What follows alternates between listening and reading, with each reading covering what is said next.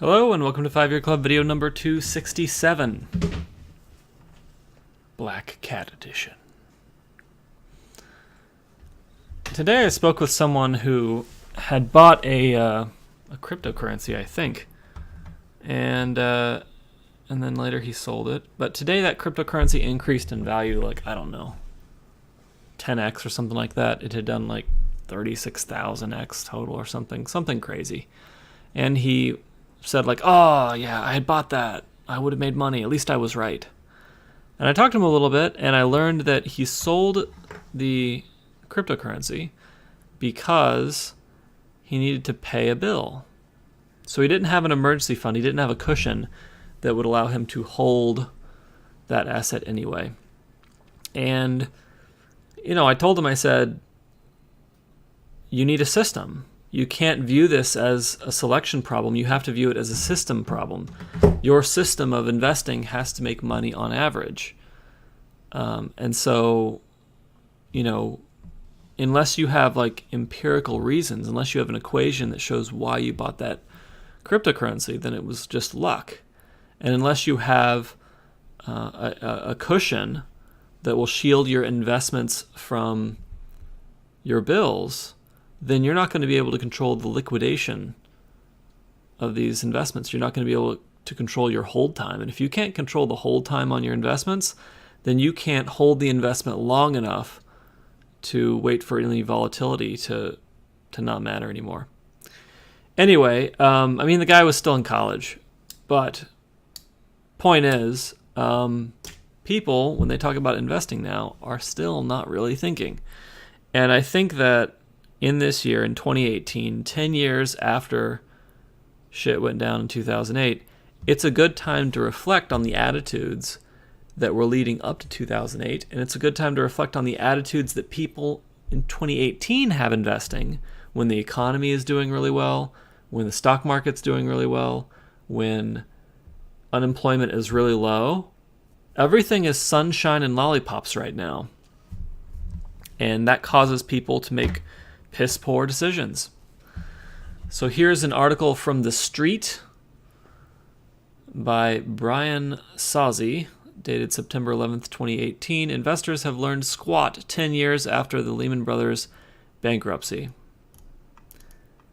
September 15th, 2008. The day Lehman Brothers went bankrupt was a scary day within a bunch of scary days for those in the know. 4 years into my Wall Street analyst job, I only thought deep down days in the stock market were buying opportunities.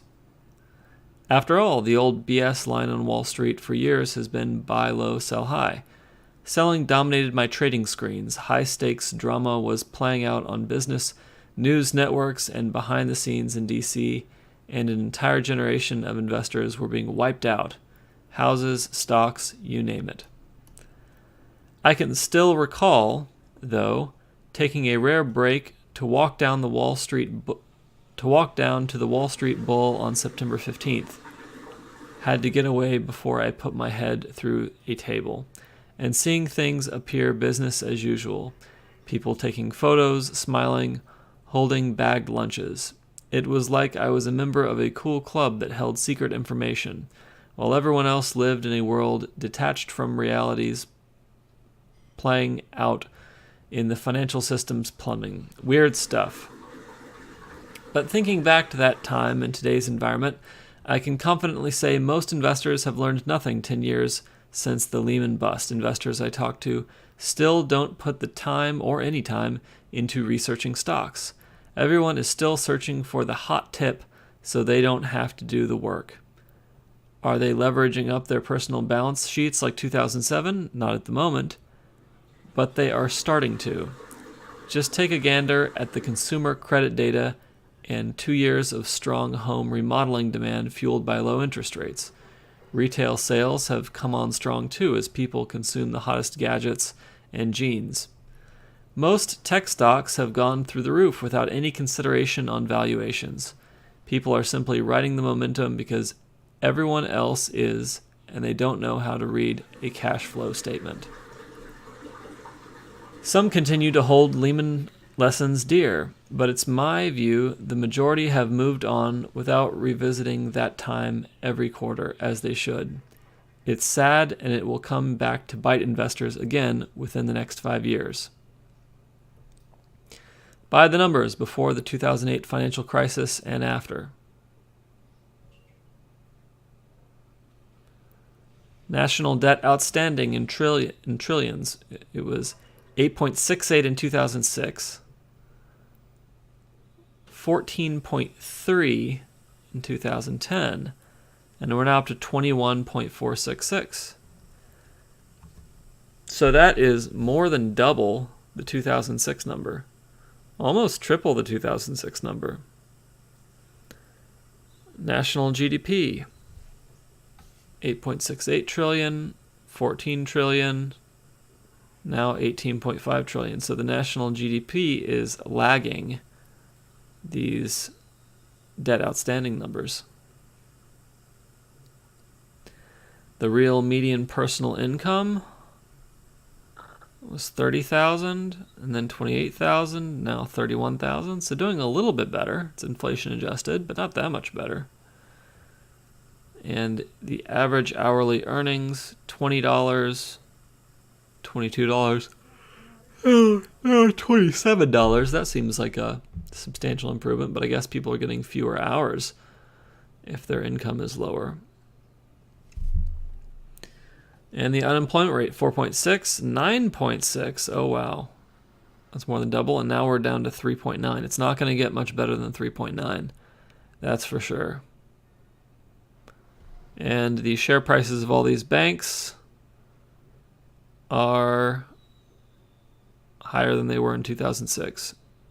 Well, General Electric is down 37.18. Did you know that General Electric actually a huge amount of their business is debt financing? It's an interesting company to study. Citigroup 557, and then 47, now 51. Did they do a split? I don't know, that's crazy. Movie tickets, 655 to 927. Blech. That's no fun. And Harvard tuition, 41,000 to 70,000. Great. Gas, 233 to 283. Gas has actually done pretty well. I wish I had those prices in my neck of the woods, though. And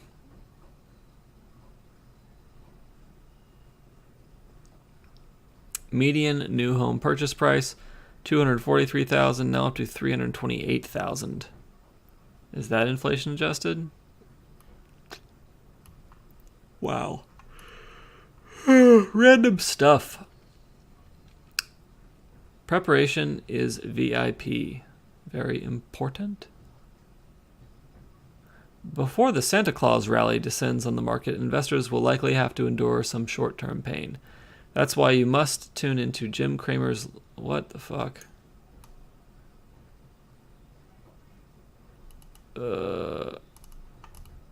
I'm thinking that we just went into crazy. Yeah, the random stuff is just a completely separate article. Whenever you see the word Jim Cramer, it means that some bullshit's about to go down. Because he's like, pop finance guy. And he's more like flash and show than actual results. Because he needs to get viewers. That's his business. All right, well, this is some news from someone who was there back in the day. It's not like Wall Street has become a super disciplined place where people make nothing but data-driven decisions.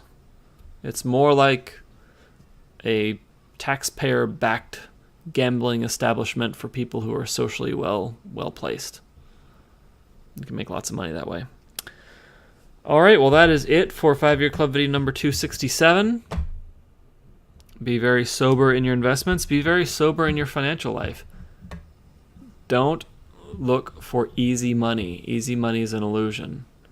Instead, look to learn something new and look to make sure that your financial house has a great foundation before you begin stacking it really high. And then when the inevitable recession comes, you will be like, yeah, I am financially perfectly fine.